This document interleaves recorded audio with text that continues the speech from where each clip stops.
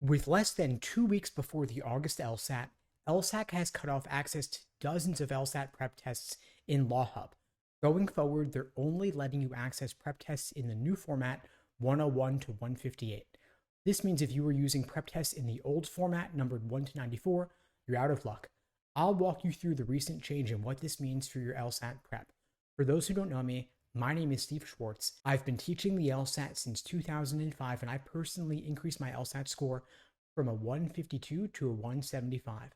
And 2024 is the year of the biggest changes I've ever seen in the LSAT world over the course of my entire career.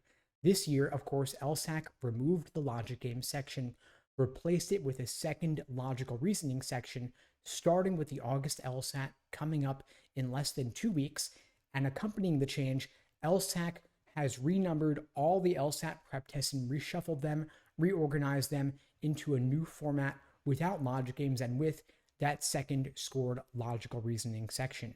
Now, for the past few years, because they moved the LSAT online at the beginning of the pandemic, the best place to do the LSAT prep has not been in books anymore, but instead inside LSAC's LawHub platform, where you get dozens of LSAT prep tests in the official format. The other day, they made a sudden radical change where they now have blocked you from opening prep tests that are in that old format numbered 1 to 94 with logic games. Now, if you'd already started a practice test prior to that change just a day or two ago, you still can go in and finish up that exam, and you can look at your results from any practice tests you've already taken, but you can't reopen any completed tests to look in depth at the results or review the questions that you got wrong or had difficulty with. Because the numbered format 1 to 94 is the old legacy format, LSAC is trying to force everybody into that new numbering system where they've reshuffled the prep tests into prep test 101 to 158. Now, of course, this is not malicious. LSAC really is trying to help, but I don't think they've fully thought through the implications of what they're doing or how this could negatively impact students, especially so close to the August LSAT, the first official LSAT exam without logic games in that new format. This is just terrible timing, and without any advance notice to boot, this definitely was not the right time for them to make such a major change that cuts off access to something vital like the work you've invested in your LSAT prep over the past several months or beyond. Because I know that a lot of students out there, especially those who've been studying for a while, had already done all their work in the old prep test numbering system inside LawHub and had organized all their studying around the old prep test numbering.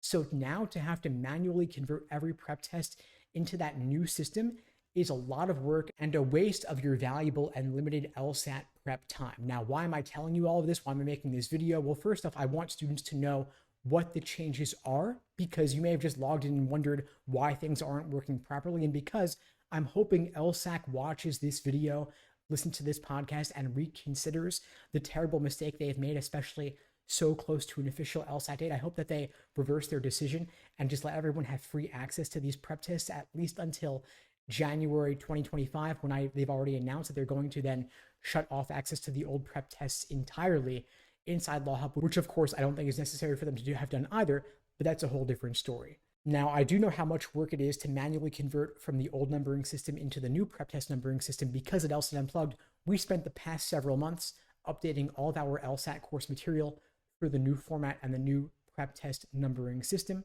By the way, shameless plug, if you're interested in finding out more about our programs, including live small group classes, on-demand video courses, small group coaching, and one-on-one coaching, you can check out the links below the video to find out more and to book a call with me and my team. We'd be glad to help you out. Now, one little discussed aspect of the numbering change from the old system to the new system is that a lot of official LSAT practice tests are not available in LawHub, including prep tests 1 to 18, 21, and 23. So if you are an LSAT obsessive like I am, you may want to get the out-of-print exams available only on Amazon, potentially through third-party sellers. You may not need these, of course, especially if you're taking the LSAT this fall.